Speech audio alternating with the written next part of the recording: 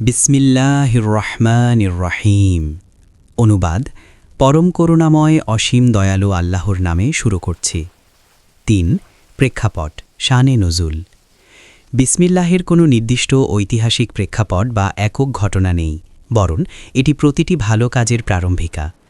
জিব্রাইল আলাইহিস সালাম যখনই কোনো সূরা নিয়ে রাসূল সাল্লাল্লাহু আলাইহিস সালামের কাছে আসতেন, তিনি বিসমিল্লাহ দিয়ে শুরু করতেন। এটি মূলত বান্দাকে আল্লাহর সাথে সম্পৃক্ত করার একটি ঐশী পদ্ধতি।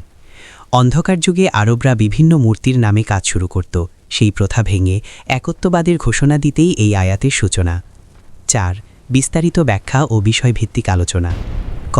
আল্লাহর নামের বরকত। যে কোনো কাজের শুরুতেই বিসমিল্লাহ বলা মানে হল সেই কাজে আল্লাহর অংশীদারিত্ব ও সাহায্য কামনা করা। রাসূল সাল্লাল্লাহু আলাইহিস সালাম বলেছেন, যে গুরুত্বপূর্ণ কাজ আল্লাহর নাম ছাড়া শুরু করা হয় তা লেজ কাটা বা বরকতহীন। এটি আমাদের মনে করিয়ে দেয় যে আমরা যাই করি না কেন তার মূল শক্তির উৎস মহান আল্লাহ। খ. আল্লাহ নামের বিশেষত্ব। আল্লাহ শব্দটি একটি অনন্য নাম, এর কোনো বহুবচন নেই, কোনো লিঙ্গান্তর নেই। পৃথিবীর অন্য সব নাম যেমন স্রষ্টা, গড, ঈশ্বর অন্য ভাষার প্রতিশব্দ হতে পারে, কিন্তু আল্লাহ নামটি কেবল তারই জন্য সংরক্ষিত। এটি তার অসীম সত্তার পরিচয় বহন করে। গ. রাহমান ও রাহিমের পার্থক্য। এই দুটি শব্দই রাহমাত বা দয়া থেকে উদ্ভূত, তবে সূক্ষ্ম পার্থক্য আছে। রাহমান, এটি আল্লাহর এমন এক দয়া যা ব্যাপক। তিনি মুমিন, কাফের, পশু পাখি নির্বিশেষে সবাইকে অন্ন, বস্ত্র ও জীবন দান করেন। রাহিম, এটি আল্লাহর বিশেষ দয়া। এটি কেবল তাদের জন্য যারা তাকে বিশ্বাস করে, এবং পরকালে এর পূর্ণ প্রতিফলন দেখা যাবে। ঘ. জীবন দর্শনে বিসমিল্লাহ। এই আয়াতটি একজন মুমিনের পুরো জীবনকে শৃঙ্খলিত করে।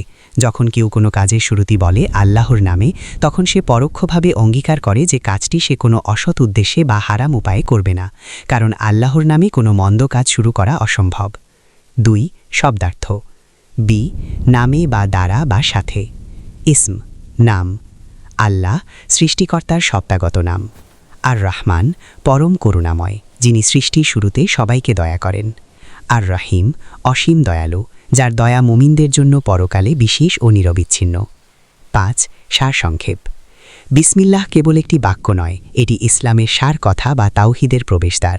এটি আমাদের শেখায় যে মানুষ হিসেবে আমাদের প্রতিটি নিঃশ্বাস ও প্রতিটি পদক্ষেপ আল্লাহর দয়ার উপর নির্ভরশীল। এটি মানুষকে অহংকার মুক্ত করে এবং বিনয়ী হতে সাহায্য করে।